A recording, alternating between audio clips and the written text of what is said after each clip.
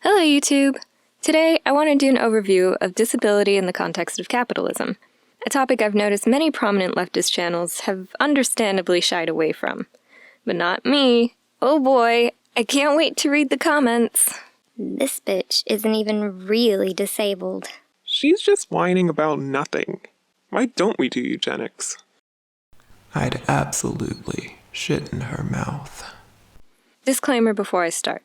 Every single person experiences disability differently. My experience is not the disabled experience.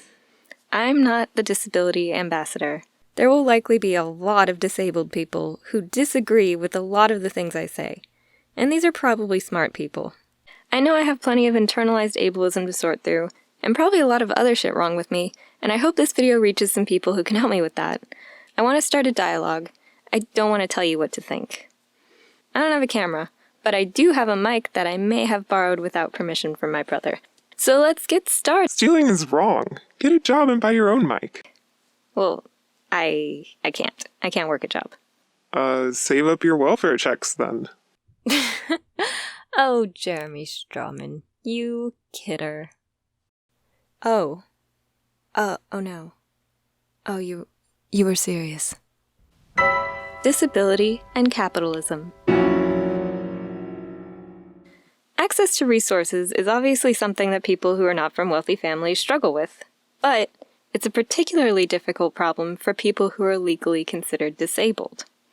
Once you depend on the government for money, you're not only less likely to live above the poverty line, but functionally no longer allowed to do so. In the United States, you can't legally have more than $2,000 in your bank account and still receive benefits. And Social Security certainly makes sure that's not fucking likely. Disability benefits hover at what's determined to be poverty level, currently $12,140 per year. $40, come on, round it up. The federal poverty level was first determined in 1960, and this number has only been slightly adjusted for inflation every so often ever since. In 1990, the Urban Institute concluded that in order for the poverty level to be comparable to the 1960s threshold, it would have to be at least 50% higher, which would put a quarter of the American population below it. Let's see what this would be nowadays. $18,210. Disabled people are nearly 3 times as likely as the general population to live below the already inaccurately low poverty line. And yes, before I get a lecture about person-centered language and defining disability by government standards, I intentionally put the word disabled before the word people here, because in this case, I'm referring to the defined social category measured by the census, not individual people who have disabilities. Of course, there are many people who have disabilities who are not considered disabled by the state, and many people considered disabled by the state who don't themselves identify as disabled. So, basically, fuck you, I'm a disabled, and I'll say what I want. By the way, if you're American and you receive disability payments, you can open up an ABLE account. You can only use that money for medical expenses because America is a dystopian hellscape, but at least you might be able to avoid crippling medical debt and get that new shower chair you've been eyeing. Links in the description. You said you can't work, but you look fine to me. Even if you were in a wheelchair or something, then you could still sit in an office and do what I do. But I couldn't. 'Cause I'm disabled. Why not? You don't look sick. Okay, well, there's a lot to unpack here. You see, there are 2 main models for discussing disability, the medical and the social. The medical model of disability is that a person's disability is a problem with their body that needs to be fixed. The social model posits that it's a problem with society. How could someone being sick be a problem with society? Are you saying your sickness is society? You go to the doctor. The doctor says you're healthy or not. What did the doctor say? I have issues with both of these models, actually. The medical model can be dehumanizing for the many disabled people who don't think they have a problem. Many people who are non-neurotypical or deaf, for instance, often don't want to be fixed, since these conditions aren't in any way inherently harmful or painful, and in fact, they feel a sense of pride in their identity. Furthermore, there's a pretty long and disgusting history of subjecting people to invasive, impractical, and even deadly medical interventions for conditions considered disabling, but which actually pose no mortal threat. Due to this huge, scary fucking nightmare problem, The social model has largely been adopted as the new standard for disability discussion and legislation.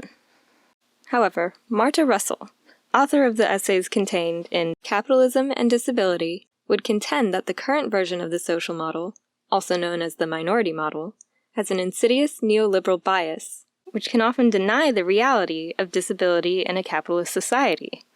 A more accurate model, Russell suggests, is a social theory of disability derived from labor relations. I don't think doctors are diagnosing people with social conditions. Deaf people can't hear. That's one less thing they can do. That is a disability. And you still haven't told me why you can't work. Okay, fine. I don't think you're getting it. There is perhaps no better disability to illustrate a social theory of disability derived from labor relations than my own Kafkaesque nightmare condition. I also have several comorbid conditions, but those aren't really relevant to this discussion, and I don't want to encourage disability gatekeeping. So no, my main disabling condition is that I have over 25 hours in my day. What? And you should be producing more, not less. You're hyper-able, a turbo-normie, if you will. No. Let me explain. It's called non-24 sleep-wake disorder. Every day, my sleep time moves ahead 1 or 2, sometimes as much as 3 or 4 hours. I can't reliably predict these shifts, so today I might be going to sleep at 8 p.m., and by next week I may be falling asleep anywhere from 11 p.m. to 11 a.m. Basically, it's impossible for me to keep any semblance of a schedule. Now, it would be ridiculous to expect society to accommodate these insane hours when an estimated 99.95% of people in the world operate on a 24-hour day. No one wants to hold a business conference at 11 p.m. one week and 5 a.m. the next, especially not for the sake of a single employee. So the minority model of disability doesn't work here. There are no reasonable accommodations if, say, I wanted to work as a cashier or a waitress. Employers can't have an employee who just shows up whenever they want and can't fit in the schedule. And I've had no luck with the medical model because science still hasn't figured out a way for me to adapt to a 24-hour schedule. And if a drug were invented that worked for me, would it even be a good idea to take something that could potentially have any number of side effects and maybe even shorten my life for the sake of fitting into a 24-hour world? Even if I had no comorbidities or chronic pain, simply operating on a different time frame than everyone else disqualifies me for most jobs in existence. The medical model says that's my neurological disorder's fault, and the minority model says that's society's fault for not accommodating me. But the social model of disability derived from labor relations posits that, by focusing on curing so-called abnormalities and segregating those who could not be cured into the administrative category of disabled, medicine cooperated in shoving less exploitable workers out of the mainstream workforce. So the social model of disability I'm sorry. Hang on. Can we rebrand? Personally, I like the term less exploitable. Can we do that instead? Less exploitable. So the less exploitable model posits that a difference in condition is not even medicalized as a disability until it interferes with one's ability to do labor. Basically, disabled really just means disable to work full-time. Non-24 isn't inherently harmful to my health, but it is something that severely affects my ability to work. Because I can't work on anyone's schedule but my own, I am unemployable, less exploitable, and therefore disabled. So you can see how the minority model might be flawed, since no other minority group is defined by their inability to work, but instead by their systemic lack of access to opportunity, which only creates the perception of being less able to work. Obviously, an argument can be made that there would be fewer people even classified as disabled if simple, cost-effective accommodations were standard. Let me be clear, I'm not anti-accommodation. I'm pro figuring out what the hell to do with the fact that accommodations aren't good business practice. Unlike other underprivileged minority groups, disabled people not only need acceptance, education, and resources, but also accommodations. Accommodations which put the burden of cost on the employer and eat into profit margins. The reality is that we, the disabled, don't have separate but equal skills in a free market economy. If we did, this model asserts, then we wouldn't even be called disabled. The problem isn't workplaces lacking accommodations. It's capitalism and the free market. Jesus. You can't blame capitalism for everything. There are jobs you can do anytime from home. You seem to be good with words. Why not be a professional writer? You're good at video games. Why aren't you a professional gamer, Jeremy? I'm too busy with my real job? What's your excuse? In order to do either unskilled or skilled labor, I'd have to have very understanding coworkers, great social connections to even get the job, and or highly specialized skills. These things are all pretty fucking hard to come by when you're isolated from the larger world. I was lucky enough to have a college education, but it's common for people with disabilities to not even finish high school. However, I homeschooled for high school and took all my college courses online, so I don't have any professional contacts. I don't know any teachers or professors or even the other students in my classes. Due to this social exclusion, there are a lot of things which are common knowledge that I don't know about or only understand in theory, like handshakes. Seriously, I've given about 5 handshakes in my entire life. And I can't even know what things I don't know. Okay, but what about highly specialized skills? You can freelance. Okay, but why the fuck should disabled people be expected to hone highly specialized skills when able-bodied people can get by without? Story time. I made a friend in a support group for Non-24 who used to live independently as a freelance graphic designer prior to developing this disorder. They are highly trained and highly skilled, but once they couldn't make it to appointments, they couldn't make a living. Often, it doesn't matter how good you are at something. If you can't show up or communicate in a timely or acceptable manner, then you're not getting as much work as someone who can, even if you're more talented. But the ADA... Oh yeah, the ADA. Do you honestly think we live in a world where all workplaces are totally accessible now because the ADA made employers promise they would try harder? Hitler promised not to invade Czechoslovakia, Jeremy. Welcome to the real world. The ADA was passed 30 years ago, and the unemployment rate for people with disabilities has not changed. In 2014, only 16.8% of people with disabilities were employed.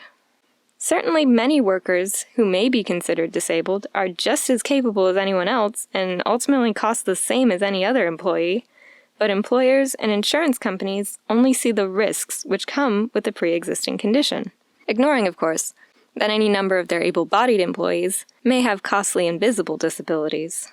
Okay, but I still don't really see how losing sleep is an issue. You just don't want to work. You're blaming capitalism for something that you need to just get used to.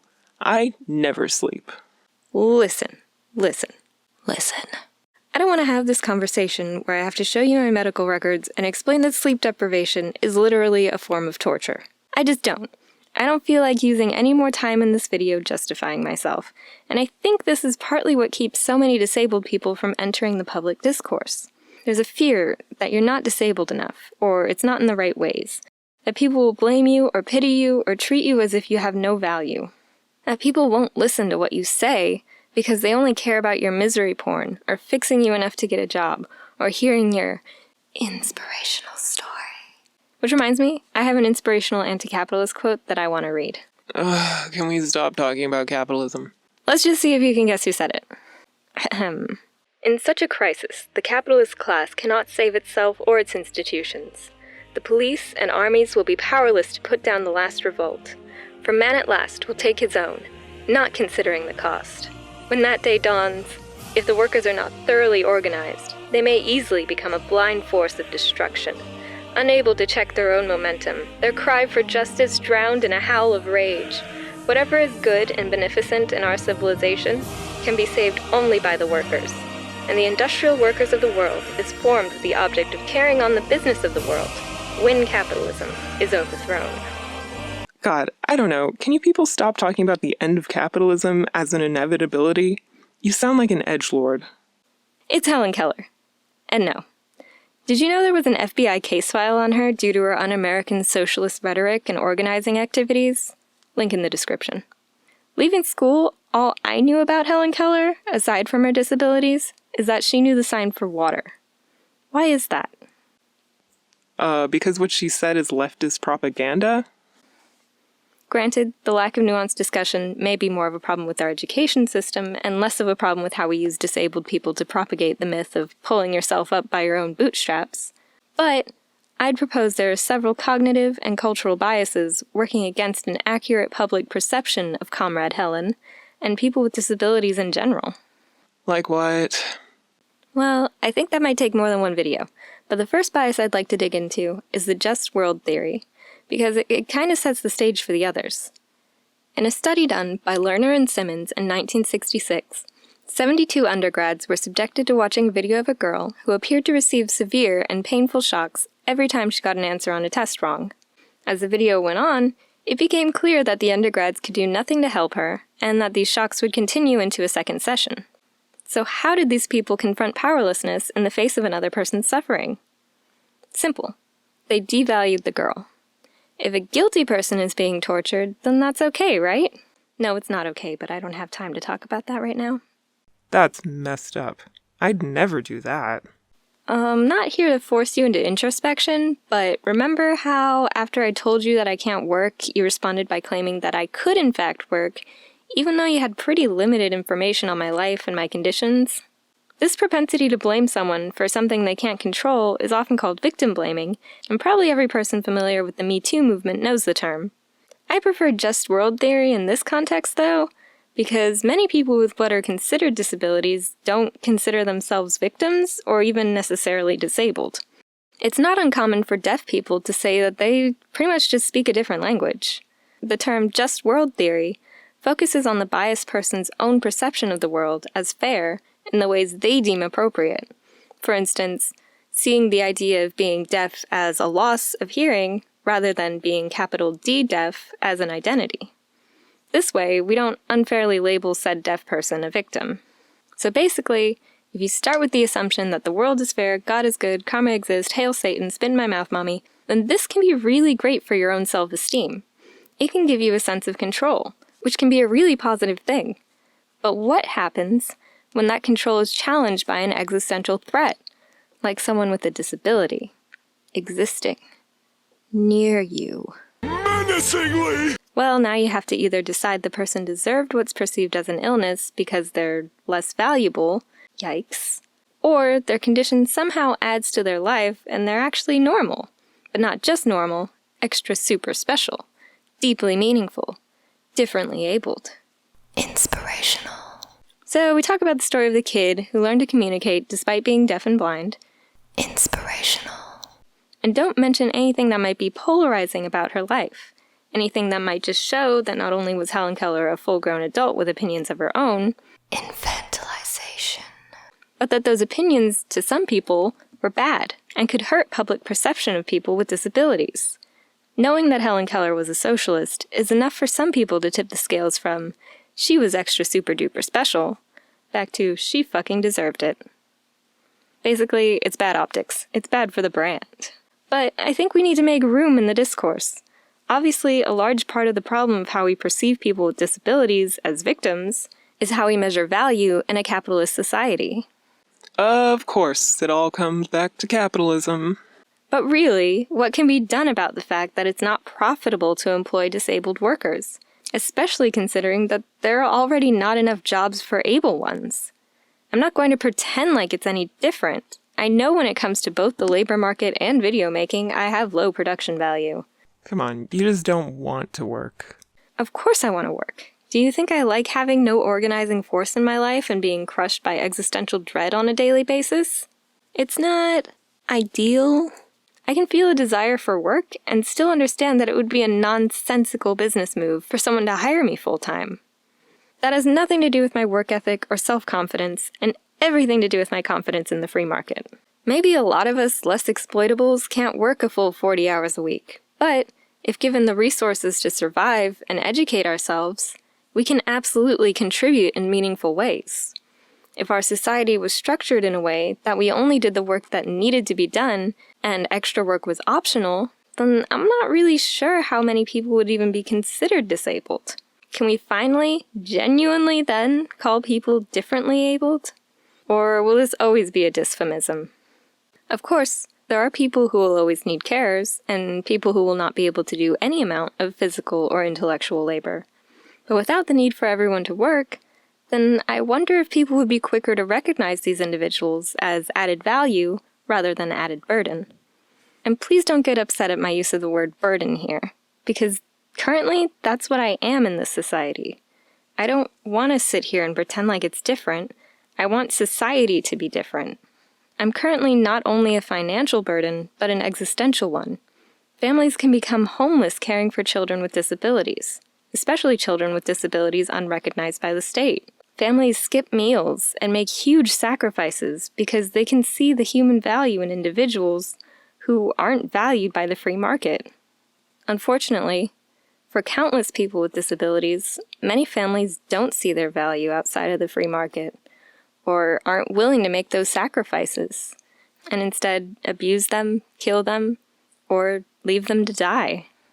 Knowing there are people who think the world might be better if you were dead can really take a toll on a person's self-esteem, to say the least.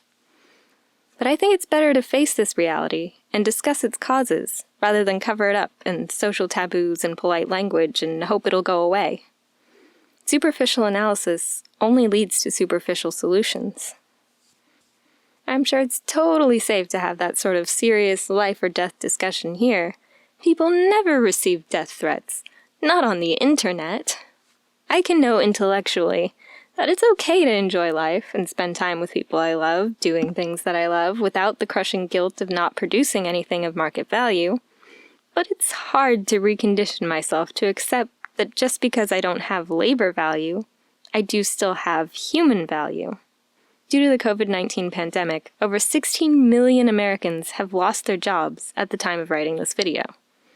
Yet, society hasn't collapsed. People can still receive medical care. Houses haven't disappeared.